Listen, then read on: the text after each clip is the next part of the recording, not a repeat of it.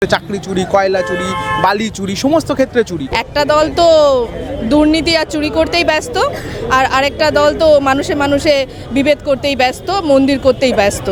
আমরা জেলেও শূন্য, চুরিতেও শূন্য, কিন্তু এই শূন্যটাকে আমরা ঘোচাবার চেষ্টা করছি। পেট্রোলের দাম বেড়েছে, গ্যাসের দাম বেড়েছে, জিনিসপত্রের দাম বেড়েছে। সাধারণ মানুষ চায় কর্মসংস্থান। দাম কমানোর জন্য বামপন্থীদের অন্তত এগিয়ে আসতে হবে, বামপন্থীদের সংসদে আবার নিয়ে যেতে হবে। রাত 12টার সময় পিটে করতে ডাকছে, ব্ল্যাকমেল করে তাদেরকে যেতে হবে।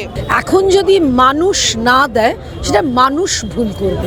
মানুষ দেখছে যে 2011 পর থেকে এরা জেল ছাড়া অন্য কিছু নেই, যেটা বামফ্রন্টের সময় ছিল না। সৃজনের যত না ক্ষতি হবে না, তার থেকে অনেক বেশি ক্ষতি যাদবপুরের মানুষের হবে। যেভাবে সাধারণ মানুষ এত ভালোবেসে গ্রহণ করেছে, আমরা বিশ্বাস করি যে আগামী দিনে পার্লামেন্টে বামফ্রন্টরা অনেকটা আসন দখল করতে পারবে।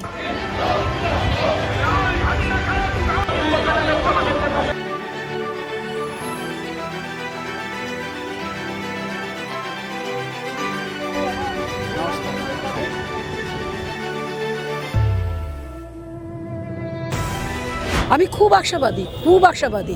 আর যদি মানুষ না দেয় না, সেটা মানুষের ভুল হবে। যেরকমভাবে সাফার করছে, আমি একজন টিচার, হ্যাঁ আমি পড়াচ্ছি, দেখছি তো, মানে পড়াশুনোর অবস্থা যে জায়গায় গেছে, এখন যদি মানুষ না দেয় সেটা মানুষ ভুল করবে। সৃজন যদি না যেতে আমি কখনোই বলবো না, সৃজন জিতছে। সৃজনের যত না ক্ষতি হবে না, তার থেকে অনেক বেশি ক্ষতি যাদবপুরের মানুষের হবে। এইটুকু যদি মানুষ না বোঝে তো কি করা যাবে?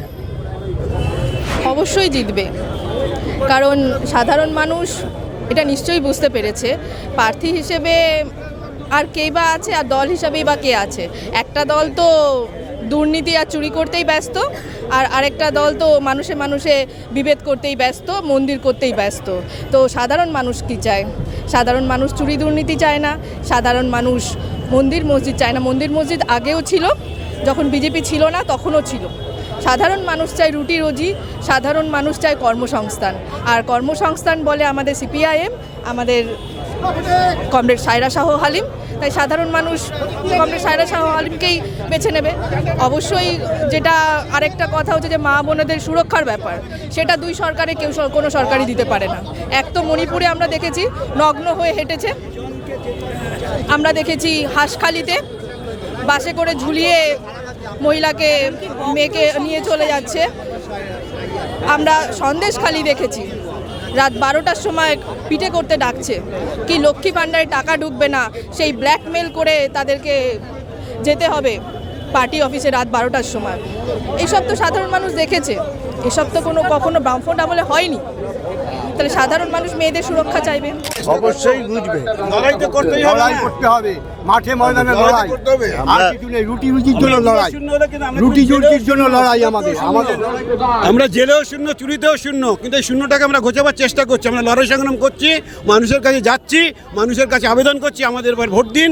আমাদের এই চোর শূন্য বাংলাকে আমরা করতে চাই, আমরা বাংলাকে চোর শূন্য করতে চাই। আমরা মানুষের কাছে যাচ্ছি।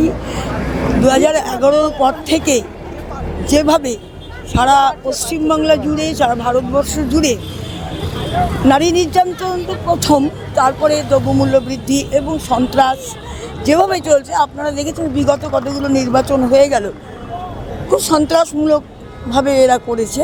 তবে আশা করছি ভালো সাড়া পড়ছে আমাদের যাদবপুর কেন্দ্রে সৃজন ভট্টাচার্য এবং দক্ষিণ কলকাতা কেন্দ্রে সায়রা শাহ হালিম এবং বিভিন্ন জায়গায় বাম সমর্থিত কংগ্রেস প্রার্থীরাও যারা দাঁড়িয়েছে, আশা করছি ভালো ফল পাবে। কারণ যে মানুষ দেখছে যে 2011 পর থেকে এরা জেল ছাড়া অন্য কিছু নেই, যেটা বামফ্রন্টের সময় ছিল না। কেউ বলতে পারবে না কোনো নেতা বা মন্ত্রী বা কোনো পৌরপিতারা কখনো কোনো জেল বা হাজতে ছিলেন না, সেটা আমাদের গর্ব। এবং আপনারা জানেন যে আমাদের প্রাক্তন মুখ্যমন্ত্রী বুদ্ধদেব ভট্টাচার্য বুকে কষ্ট নিয়ে ঘরের মধ্যে রয়েছে, এবং আমাদের সৃজন ভট্টাচার্য, সায়রা শাহ হালিম তাদের সঙ্গে দেখা করে এসছে।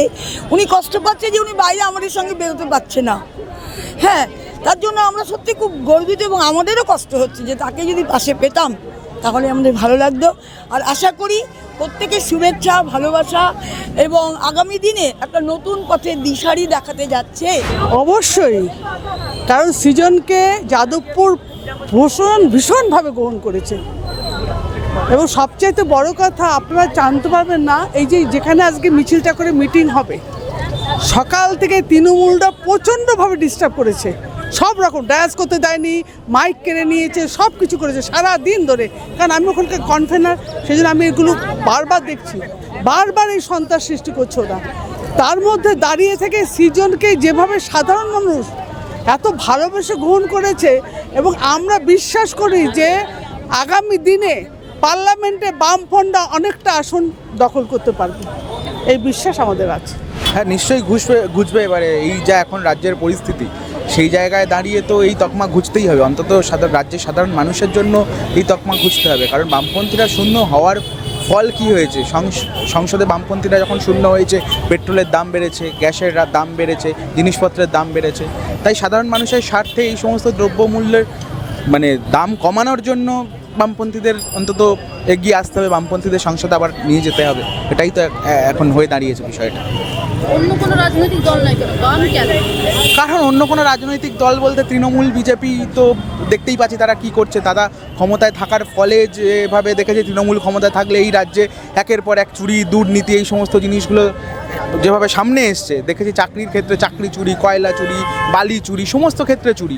আমফানের টাকা থেকে আরম্ভ করে একটা গরিব মানুষের আবাস যোজনা থেকে আরম্ভ করে 100 দিনের কাজ, সমস্ত জায়গায় চুরি। বিজেপি ক্ষমতায় থাকার ফলে দেখেছি যে ওই যে সমস্ত জিনিসের যে দ্রব্যমূল্য বৃদ্ধি, একটা সময় যখন কংগ্রেস এই রাজ্যে এই দেশে ক্ষমতায় ছিল, বাম ইউপিএ সরকার চলতো, তখন গ্যাসের দাম কত ছিল, আজকে দাঁড়িয়ে গ্যাসের দাম কত, পেট্রোল ডিজেলের দাম কত। তাই অবশ্যই বামপন্থীরা ছাড়া এই বিকল্প আর কেউ করে দেখাতে পারবে না। বামপন্থীদের আওয়াজকে সাধারণ মানুষের আওয়াজকে সংসদে একমাত্র বামপন্থীরাই তুলে ধরতে পারে। পার্টির সাথে ঝান্ডা নিয়ে ঘুরে বেড়াচ্ছি, এই পার্টি ছাড়া পৃথিবীতে আর কোনো পার্টি নেই। হ্যাঁ, সবাই যে এত দল বদল করছে, তোমার দল বদল ইচ্ছে হয়নি? আমি দল বদল যেদিন করবো শ্মশানে যাবো। এই পার্টিতে আদর্শ নীতির উপরে পার্টি দাঁড়িয়ে আছে, এই পার্টির উপরে আর কোনো বিকল্প হয় না। ভারতের কমিউনিস্ট পার্টি, মার্ক্সবাদীর উপরে কোনো বিকল্পই নেই আমার ধারণা। সত্যের জয় শেষ থাকতে হয়, ও একদিন হবে, একদিন হবে। আমাদের এই জায়গায় সব এই আপনাদের মতো শিক্ষিত সমাজ এরা আসছে, কোনো পার্টি তো তা নেই। খাওয়া, কোটি কোটি টাকা নোংরামি, কোটি কোটি টাকা বল, আপনারা তো সবই জানেন। একে মারে, ওকে মারে, সাংবাদিকদের মারছে, উচ্ছৃঙ্খলা, গরিব লোককে মারছে, শিশুদের খুন করছে। ওদের একটা তো পার্টি, ওদের কোনো মানুষ ওদের চায় না, মানুষ ভয় পায়, মানুষ এই মুহূর্তে ভয় পাচ্ছে, ওদের ভয় পাচ্ছে। এই যে টাকাগুলো দিচ্ছে, কাদের টাকা? আপনার টাকা, আমার টাকা, 500 টাকা, 1000 টাকা, কাদের টাকা দিচ্ছে?